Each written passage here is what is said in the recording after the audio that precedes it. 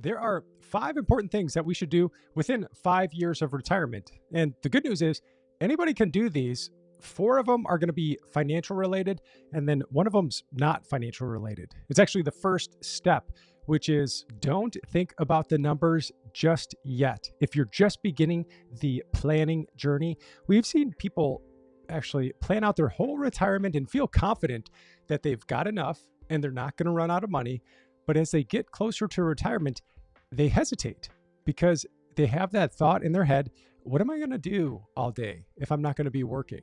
And they haven't taken time to think about it. These people found value and some identity in their work, which is normal and it's good, but they haven't done the work to yet figure out what their identity or what their value is going to be after work is done.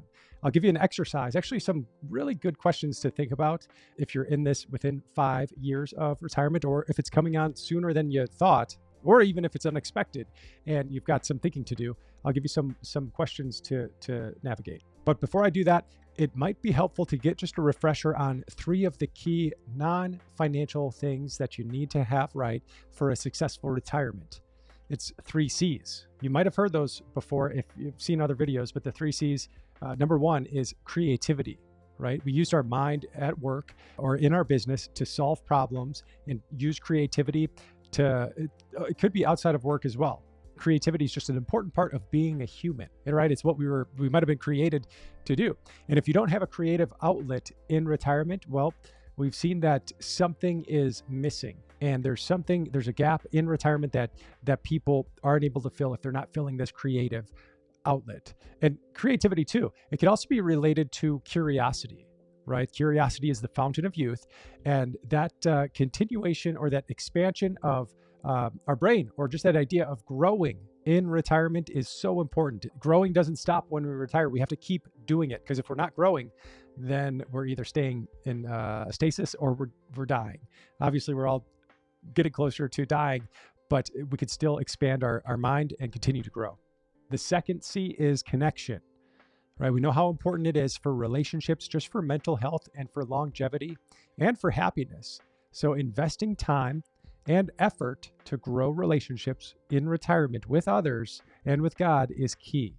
And then there's one more C, and then I'll go over the rest of the steps, the 4 other steps, which are more financial related. But for the last C of retirement, it's contribution. So using our time or using our money or using our skills to help others, that's a proven way that we've seen from the last 15 years. Streamline's been around for 24 years, but personally, for the last 15 years, people who have some form of contribution to helping others, something outside of themselves, that's a great way to increase fulfillment in your own life. So I have a few questions to write down, and then after this video, you can think about them a little bit, or think about them in the morning, whatever your most creative time is, or time where you can journal with some quiet. That's the time to do it. But doing this is going to help really get you motivated and really get you most excited for this next stage, because it can be the best stage of life. Some people think, retirement and, you're just going to be doing whatever, sitting around or doing whatever you want.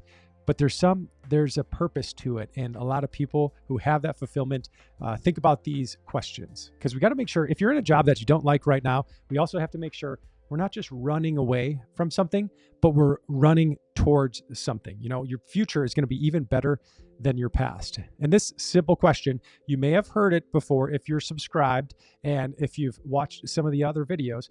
But the first question is, what can I do in retirement that I can't do now? Write that question down, pause the video, write it down, and then think about it after this video. Now, I've got a lot more questions. And these are some of the questions we go through in the first meeting. But the next one is, why do I want to retire? Just think about that. Another one is, what do I want to do more of if I had the time? So similar to the first initial question. Another good exercise could be, if you're writing, is write the Monday through Friday. Just do like a rectangle on a piece of paper and get each day on there. If you weren't working, what would you do for morning, evening, and night? It could just be as simple as, you wake up when you wake up, or if you love the morning, you might be setting an alarm still, but you wake up, maybe it's gym in the morning, maybe it's lunch with a friend, Maybe the evening is just time with your spouse. We need consistency, but we also need some variety in life as well. And then when it comes to connection, the question is, who do I want to build stronger relationships with? Maybe it's your spouse. Maybe it's someone else in your family. Maybe it's other friends that you know that you lost touch with. I know a guy who's a client, and he had lost touch with his best buddy, college buddy, and a little bit after college. And then they got into their own businesses and they just got busy. They had families. And then when they were about late 50s, they reconnected. And then it's like they just picked up from where they left off after 30 or so years. Now, I've got a lot more questions. The last one for this video is just, what skills would I like to learn? Or what curiosities am I interested in? Write those down, think it through, maybe talk to an advisor who actually wants to talk about these things, because it is, you think about it, it is very important to get the money stuff right, but you got to get this other stuff right too. But now let's move on to the money stuff, to the 4 financial things. And if you're liking this so far, let me know by clicking the like button, or give me a thumbs up if you like this. But for number 2 is, take a guess, and really just a ballpark guess. What's the monthly expense going to be in retirement? How much do you want coming into the bank account each month? You know, no need to get granular yet and get all the specifics. You can really just take your current expenses, use that, or think about what expenses might go down. If you really have no idea, there's some useful tools out there that can automatically track your expenses and categorize them for you. Monarch Money is an automatic tracker. I believe you have to pay for that one. Now, step number 3 is research healthcare options if you're going to retire before 65. Most people will do this. Not everyone thinks about this. We got a lot of people retiring in their early 50s, and they're not mapping out what these costs could be. So either you can ask your HR person, are there any options if you leave? Or maybe it's your plans, or your spouse's plan that you can hop on, if that's a possibility. And then if not, just, how many years do you have to pay for health insurance before 65? Map it out. There's ways to navigate the healthcare expenses and actually get some of the subsidies too. So I won't get into the details. If I find the video, I'll link to it below about that. Actually, I'll link to the healthcare video at the end of this one. Number 4 is just get organized. Write out the assets that you have, the different accounts, and then the possible future income sources from the accounts, or from Social Security or pension, right? What's the income coming in, expected income from that? And then look at the assets, 401k, IRA. What are the accounts that you can draw from? And don't forget, for the pre-tax accounts, you've got to wait until 59 and a half.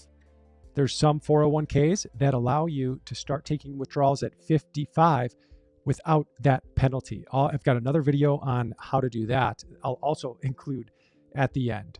And then look up on ssa.gov, look up Social Security and see what the estimates are right now. There's another video on what's best, age 62, 66, or 70. What makes the most sense when you're planning out your retirement? Then once you do that, run some of the calculators, the retirement calculators out there, right? There's free ones online. I listed my favorite new retirement calculator below with a little training video if you want to get that. And then also you can talk to a CFP or talk to a retirement specialist too, and get a plan, get a second opinion from them after you do your plan. I'd recommend doing your plan first to get the questions that pop up as you're doing it, and then talk to a CFP. And then number 5 is track your net worth. This is important because once you figure out the income, the accounts, and the assets that you need in retirement, the net worth numbers, that one number is one of the easiest ways to just make sure you're on track to achieving those goals. And again, an easy way to do that is one of the auto trackers like Monarch Money, which might be worth checking out. And at Streamline, we've set up a private dashboard for our clients so they can see just their whole entire life, their financial life, in one spot. And that net worth number is key. So I hope that was helpful. If it was, give it a like so more people can get helped by it. And then look for these videos that I had just mentioned throughout this video. It's if you're 55, how can you use the 401k? If you're thinking about healthcare before 65, that's up here too. And then next week, I've got another video coming out, which I hope you like as well. And I'll see you there. Take care.